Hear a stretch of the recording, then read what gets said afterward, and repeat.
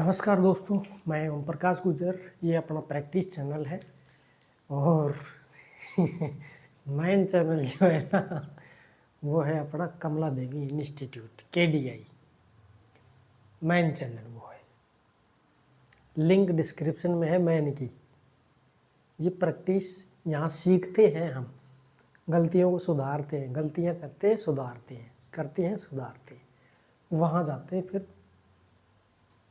जोश के साथ, जोश के साथ, जोश के साथ। अब हम पढ़ेंगे भारतीय संविधान का विकास कैसे होता है, उसको हम यहाँ पढ़ेंगे। ठीक भाई, चलो। देखो, दो तरीके से कानून बनते हैं। कैसे कैसे? सबसे पहले अगर हम बात करें, इसमें मैं स्याही डालता हूँ। ओए, स्याही डालो उसमें। ये शीशी है, बैठ के डालो। अरे जाओ मनत, हम वो छोटो 13 जाओ मनत। मैं स्याही डाल दो, देख जाओ मना। मैं यार मैं स्याही डाली हूँ, फिर पढ़ांगा, आप प्रैक्टिस करांगा। तुम काको भागो इसमें जारी है कोने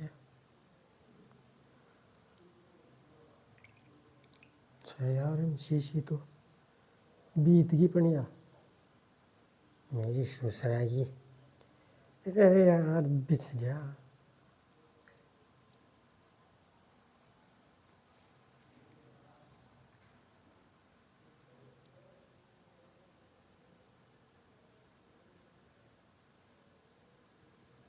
ले चलो, चल जाए वो काम।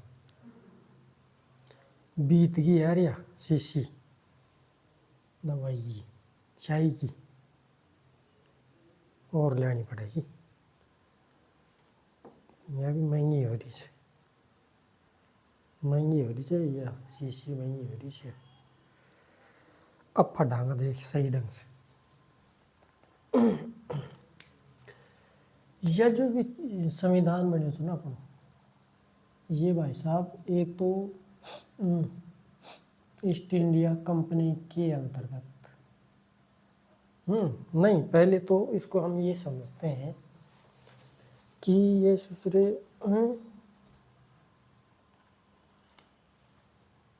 तागा अड़ रहा था पैर में, तेरी गया।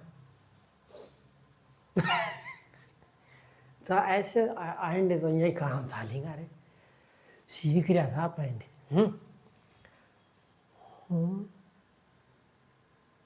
हाँ चलो, देख दो प्रकार था इनका। हाँ वो छोटो उठा। अरे यार जुकाम लग गई के। एक तो बोली थी चार्टर और एक ने खचा अधिनियम। अधिनियम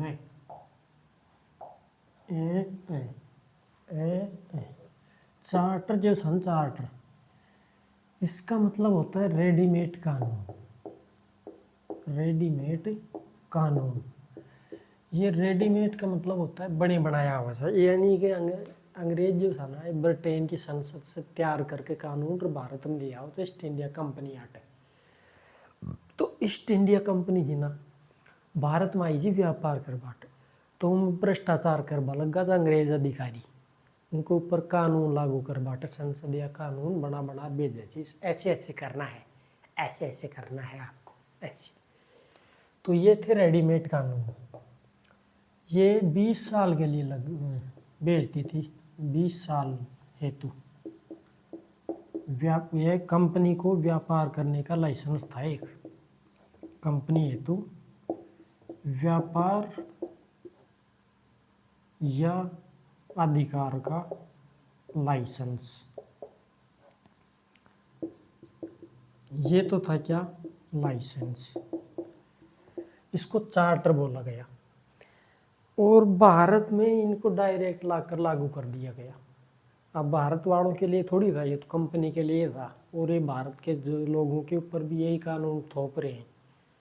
वहाँ के कानून यहाँ थोप रहे थे भारत के आदमियों पर, जनता माल थोप रहा था कानून। और 1857 में जब ठोकिया ना क्रांति करके कि यार तुम भारत में रहकर भारत में बदी कर रहा हो, तो 1857 क्रांति में अंग्रेजों को ठोका गया। क्रांति में अंग्रेजों को कूटा गया। उसके बाद फिर भारत के लिए कानून बना, भारत में ही, भारतीयों हेतु भारत भूमि पर बना कौन सा अधिनियम।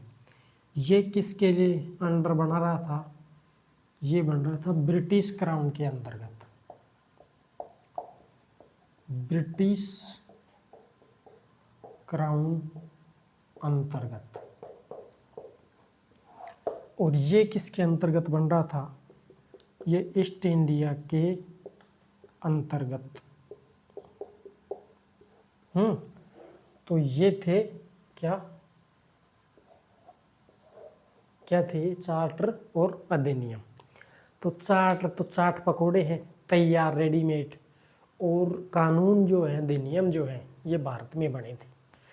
ठीक है, तो ये तो थे रेडीमेड और बनाए गए कानून, अधिनियम और चार्टर।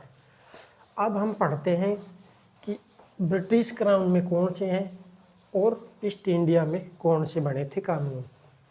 दोनों अलग अलग बने थे, इनको समझते हैं हम। बुझान दिया भाई, देख ओ देख देख साइज। ये देखो ईस्ट इंडिया कंपनी अंतर्गत और ब्रिटिश क्राउन अंतर्गत, यानी ब्रिटिश सम्राट जो संसद थी ना, उसके अंतर्गत बनने वाले कानून। ब्रिटिश क्राउन के अंतर्गत कौन से थे, ईस्ट इंडिया कंपनी के अंतर्गत कौन से थे। सबसे पहला कानून बना था रेगुलेटिंग एक्ट। रेगुलेटिंग एक्ट कब का, 1773 में, 74 में लागू हुआ है। फिर इसमें कुछ कमियां रह गई, उसमें उसको सुधार करने के लिए संशोधन अधिनियम बना। संशोधन या इसी को बोलते हैं सेटलमेंट। सेटलमेंट कब बना, ये 1781 में। फिर एक इसमें सुधार करने के लिए फिर एक बना Pitt's India act. Pitt's India act ये बना 1784 में। इससे पहले एक और बिल और बना था, बिल फोक्स बिल 1783 का। फोक्स बिल क्या होता है वो तो एक अलग मुद्दा चलेगा, क्योंकि अगर हम यहाँ बताने लग गए तो ये लंबी वीडियो हो जाएगी। जैसे ये ब्रिटिश सरकार है, ये अलग पेन ले लेता हूँ, मैं बताता हूँ मैं आपको। जैसे ये ब्रिटिश सरकार, ब्रिटिश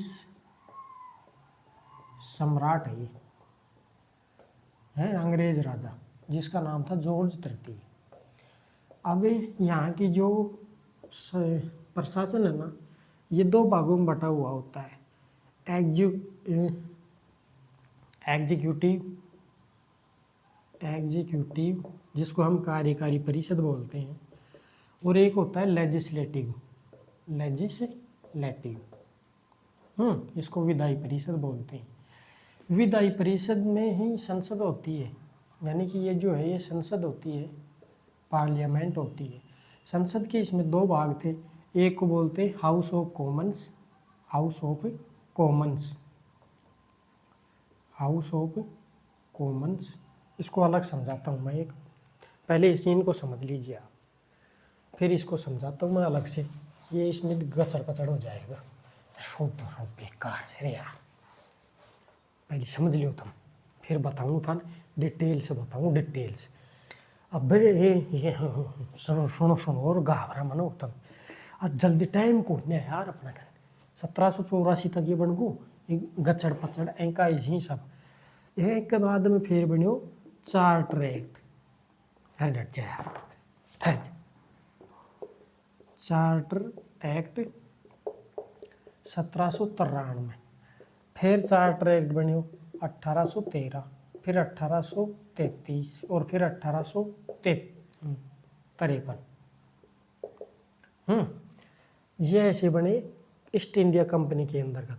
फिर ईस्ट इंडिया कंपनी को ख़त्म कर दिया और फिर ब्रिटिश शासन आ गया भारत में, यानी ब्रिटिश संसद का कानून लागू कर दिया गया भारत में कि भाई ये ब्रिटिश महारानी है एलिजाबेथ, ये घोषणा करके गई थी इलाहाबाद में, उसकी 1857 की क्रांति की बाद की जस्ट बात है।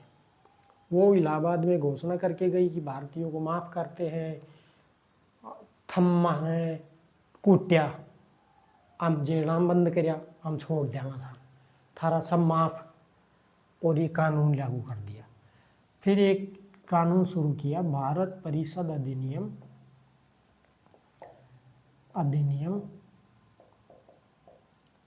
1858, यानी 57 में ठुक लिया ही, फिर 58 में ये बना दिया। फिर भारत परिषद अधिनियम 1861 लागू किया, फिर ऐसे ही 1892 में लागू किया, फिर 1909 जिसको पार्लियामेंटो सुधार अधिनियम बोलते हैं, फिर 1919 में लागू किया, फिर 1935 में, और फिर भारत शासन अधिनियम चल रहे हैं ये, जिसको भारत परिषद अधिनियम या भारत शासन अधिनियम एक ही बात है, इसी को बोलते हैं भारत शासन अधिनियम या परिषद अधिनियम, एक ही होता है ये।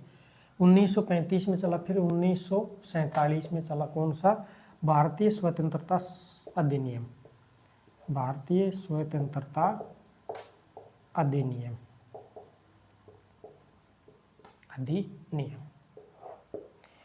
ये 1947 तक ऐसे चले ये सारी कानून।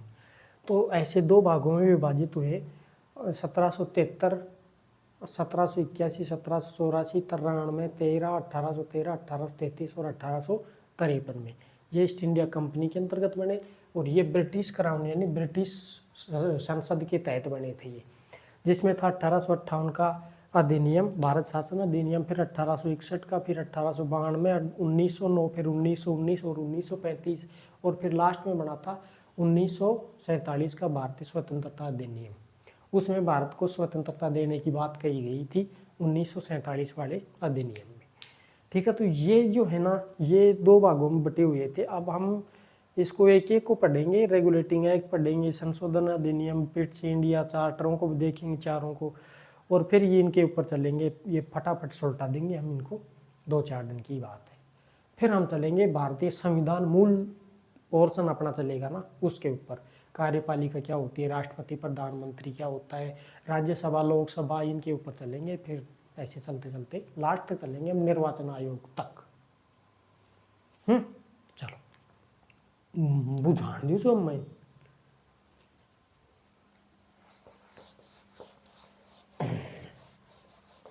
ना सही। अब चला था 1773 का रेगुलेटिंग एक्ट।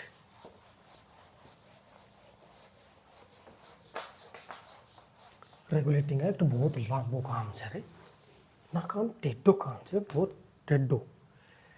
अब हम चलेंगे इसको तो रहने दो, चलो नयो फाइल ले लिया यार। हाँ, रेगुलेटिंग एक्ट, रेगुलेटिंग एक्ट 1773 एने सासू खाने बीच में लगा तो गोलाम बनावा, गोलाम हेर भाई टाबरो ओ छोटो इन गोलाम बना दिया, तो इन गोलाम में दे दिया जा रेगुलेटिंग एक्ट 1773।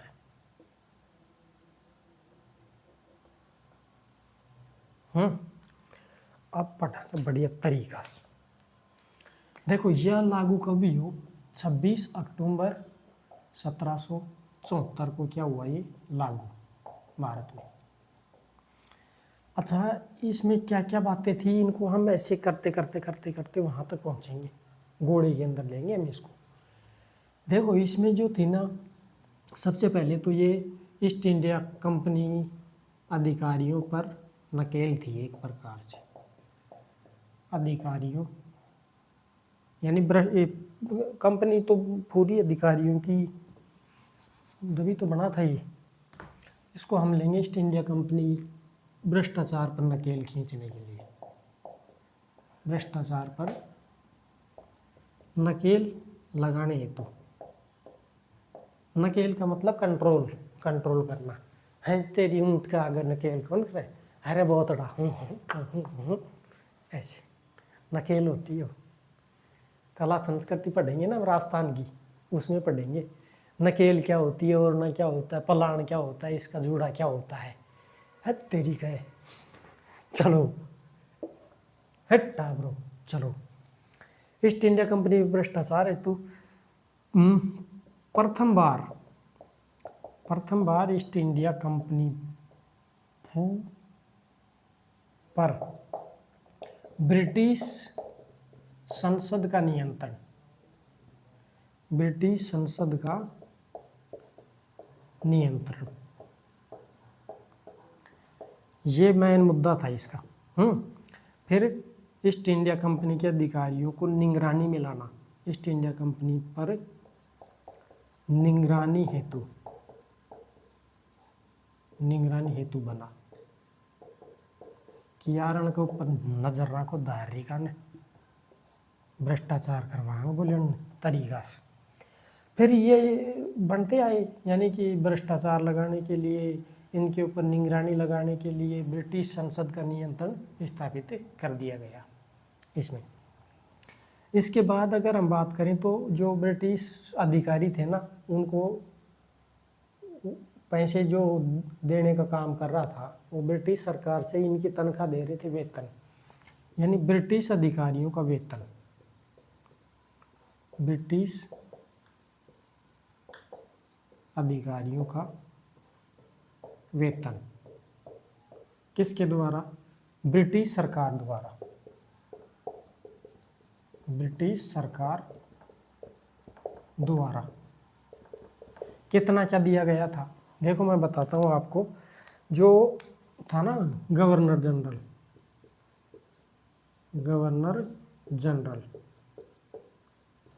और काउंसिल अध्यक्ष, इसकी जो परिषद थी काउंसिल, इसके काउंसिल सदस्यों को, 4 सदस्य थे ना इसके, शुरू में इसी में बनेंगे, अब पढ़ेंगे हम इसको पूरे को। काउंसिल सदस्य, फिर मुख्य न्यायाधीश और अन्य न्यायाधीश, ये मुख्य न्यायाधीश और अन्य न्यायाधीश।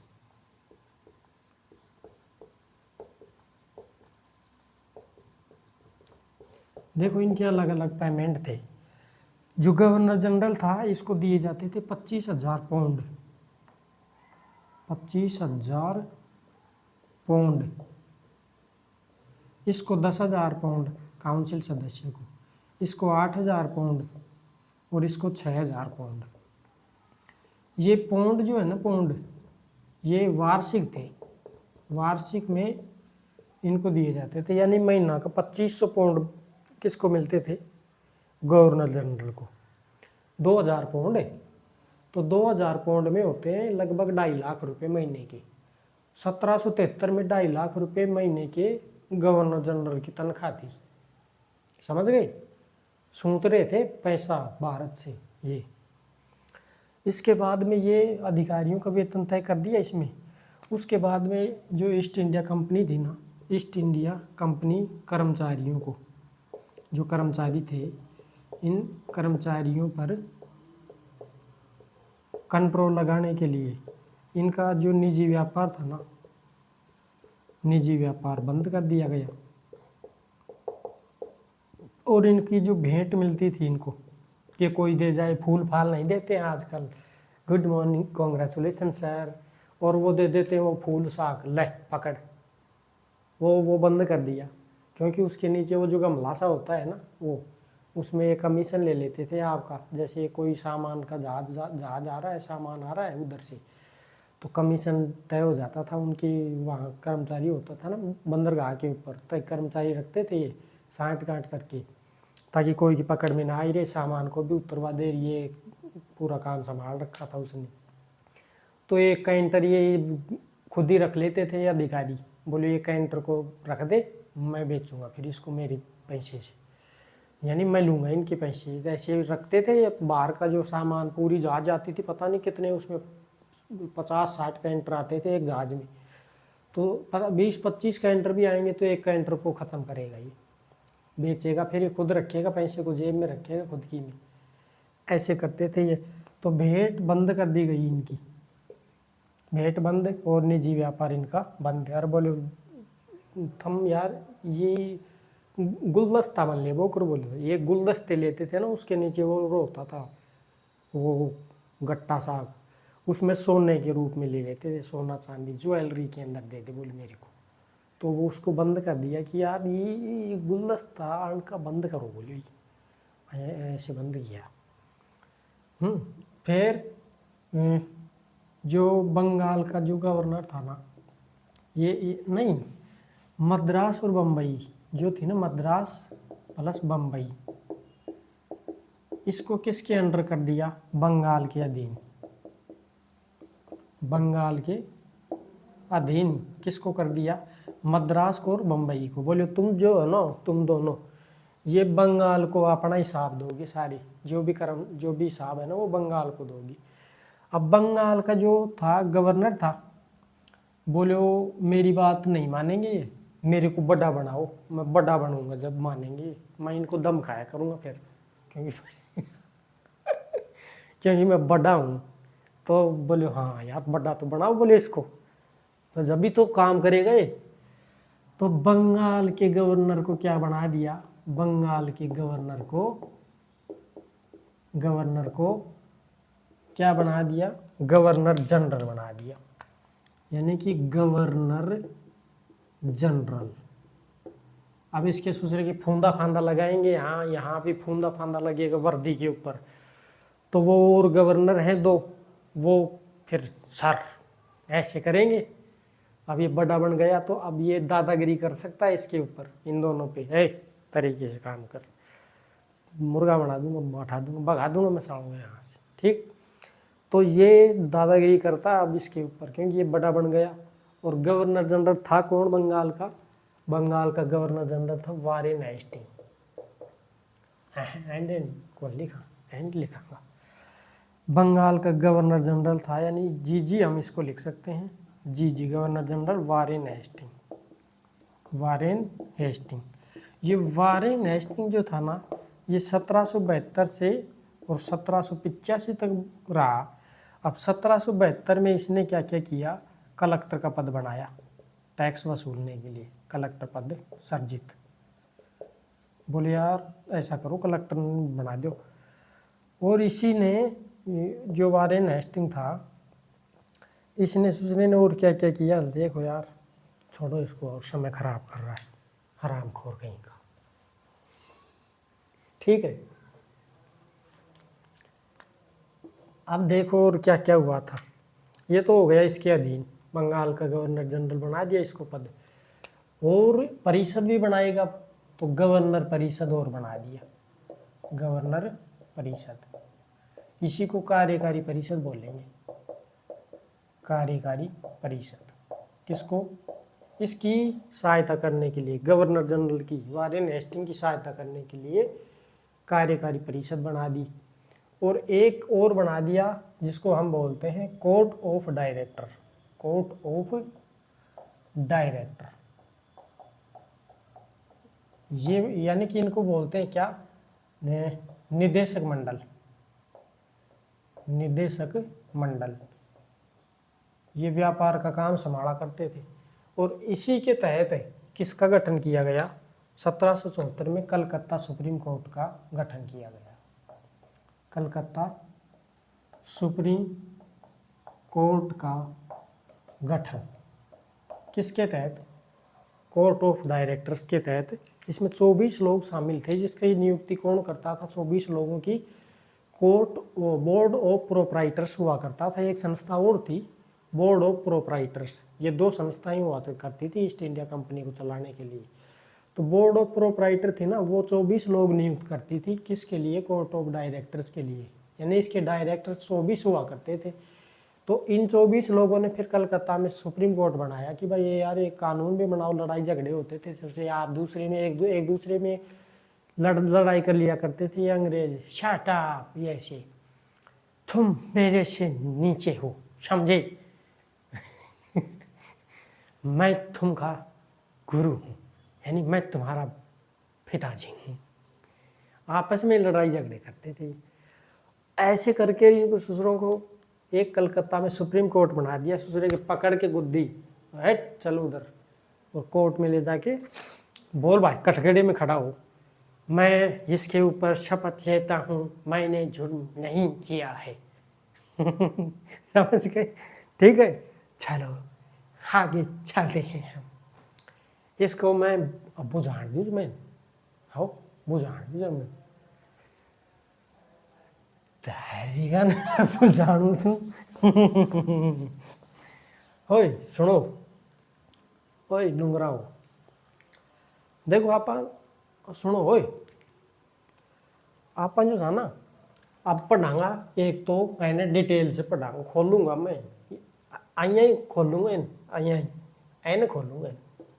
कार्यकारी परिषद ने कोर्ट ऑफ डायरेक्टर्स को पढ़ेंगे और कलकत्ता सुप्रीम कोर्ट को पढ़ेंगे, और 3 कथन पढ़ेंगे विद्वानों के जिन्होंने इस अधिनियम के बारे में क्या क्या कहा। ठीक है, चलो। आप बुझान तो मैं धारी अरे अरे धारी बुझान के बाद ना बुझान जाना ना, सही से बुझाना ही। अब भी 3 जो थी ना, वन धारी खान में बाद में पढ़ूँ, पहले मैं बोर्ड पर जा बजे रे एक बार। ओए अब बस मैं अब बंद करूँ मैं ना, पहले मैं फड़ा रहा हूँ, फिर आ रही हूँ मैं अभी बाढ़ देखो इतनी थी, बंद कर दूँ उसमें।